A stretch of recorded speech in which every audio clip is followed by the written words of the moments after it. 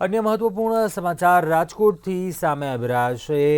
બાળ મજૂરીનો મામલો સામે આવ્યો। મોરબી રોડ પરથી બાળ મજૂરીનો મામલો સામે આવ્યો। ક્રાઇમ બ્રાન્ચના એસીપી ભરત બસિયાનું નિવેદન સામે આવ્યું છે। આ સમગ્ર મામલે બાળ મજૂરીના રેકેટનો પર્દાફાશ થયો, એસીપીએ જણાવ્યું। ત્યારે પોલીસ તપાસમાં કુલ 21 બાળકો પકડાયા,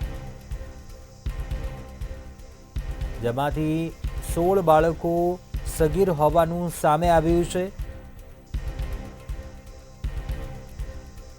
અજીત મુલ્લા અજમત મુલ્લાની ધરપકડ કરવામાં આવી છે। આરોપી સગીર બાળકોને માર મારતો હતો। ટીએમસીના ટ્વીટ પર એસીપીનું નિવેદન।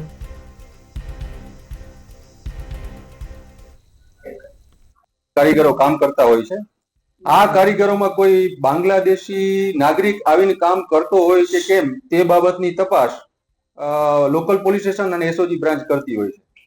આ દરમિયાન રાજકોટ શહેર એસઓજી શાખાને એક હકીકત મળેલી હતી કે પશ્ચિમ બંગાળનો એક વ્યક્તિ અજીત મુલ્લા અને અજમત મુલ્લા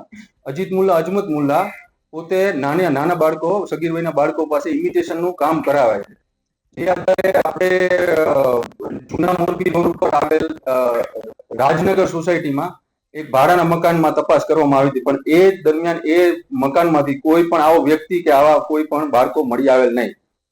ત્યારબાદ એક ચોક્કસ બાતમીના આધારે એવી જાણ મળી હતી કે બેડી ચોકડી પાસે આવેલ ગોપાલનગર રેસિડેન્સીમાં આ બાળકોને રાખવામાં આવેલ છે।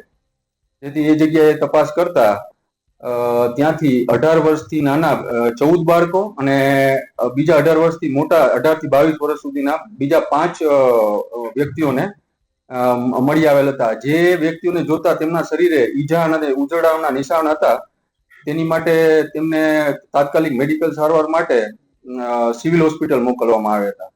અને આ બાબત પર જોવા જઈએ તો મેડિકલ રિપોર્ટમાં પણ એ વાતની પુષ્ટિ થઈ છે કે આ લોકોને ત્યાં માર મારવામાં આવેલ હતો। અને ત્યારબાદ આ વ્યક્તિ આ બાળકોને મારનાર અને રાખનાર પશ્ચિમ બંગાળના નાગરિક અજમત મુલ્લાને વિરુદ્ધ ભારતીય ન્યાય સંહિતા, જુવેનાઇલ જસ્ટિસ એક્ટ અને child labour prohibition and regulation act હેઠળ ગુનો નોંધી અને બી ડિવિઝન પોલીસ સ્ટેશનમાં ગુનો નોંધી વધુ તપાસ એન્ટી હ્યુમન ટ્રાફિકિંગ પીઆઈને સોંપવામાં આવેલ હતી।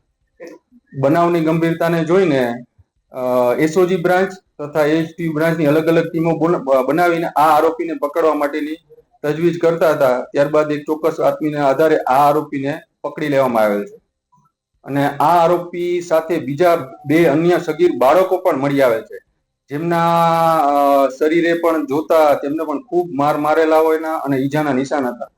ત્યારબાદ તેમને તાત્કાલિક મેડિકલ સારવાર માટે સિવિલ હોસ્પિટલ મોકલવામાં આવ્યા હતા અને તેમાં પૈકીના એક બાળકના પૃષ્ઠભાગે મળદ્વારમાં કોઈ સોલિડ કે સખત વસ્તુ નાખીને ઈજા પહોંચાડવાનું પણ સામે આવેલ હતું અને એ પણ મેડિકલ રિપોર્ટમાં પુષ્ટિ થાય છે।